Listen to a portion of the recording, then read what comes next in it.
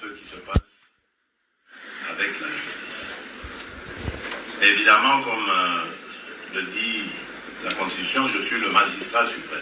Sans juger, bien sûr, je peux m'enquérir de certaines situations sans m'immiscer dans les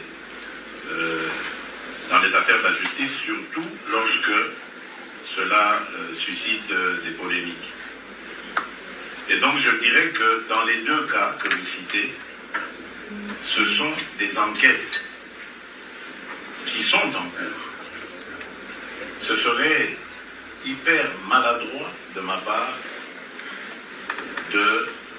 d'oser faire un commentaire là-dessus.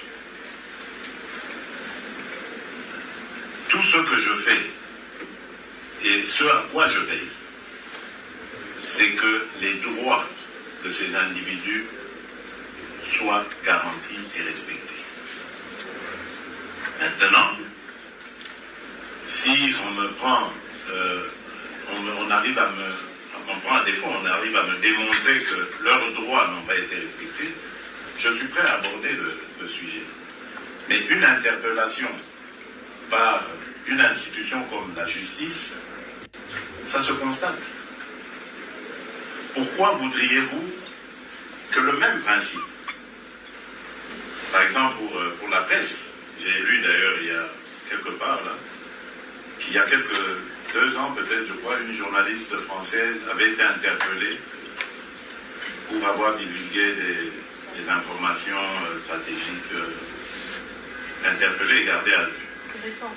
C'est récent, oui. C'est récent, c'est hier ou avant-hier. Un peu plus loin, il y a Julian Assange aussi, qui avait qui a été traqué comme une bête immonde, parce qu'il est allé se cacher dans des ambassades, notamment en Grande-Bretagne, mais on l'a traqué jusqu'à le prendre, parce qu'il avait divulgué des câbles diplomatiques stratégiques. Quoi de plus mal que la justice essaie de s'intéresser à ça, d'autant plus que pour le journaliste Stanley Boujakeba, qui est un jeune homme que j'aime bien, pour la petite histoire, il a couvert notre campagne au moment de ma campagne électorale. Je dis notre campagne parce que nous étions en coalition avec l'UNC de Vital Kamerhe. Il a couvert, il était de tous les combats avec nous. Donc vous voyez que j'ai de la sympathie pour ce jeune homme. Je regrette ce qui lui arrive.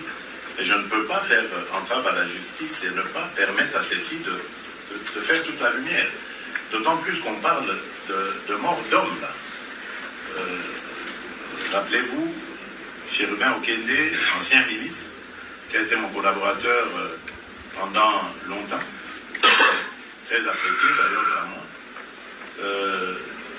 est mort dans des circonstances suspectes qui, jusqu'à aujourd'hui, ne sont pas encore élucidées, malgré le fait que nous avons fait appel à des enquêteurs internationaux belges, par ma demande personnelle adressée au Premier ministre belge, sud-africain, français aussi, un élément se trouvant en poste à l'ambassade du Congo et la MONUSCO, à l'ambassade de France au Congo plutôt, et la MONUSCO.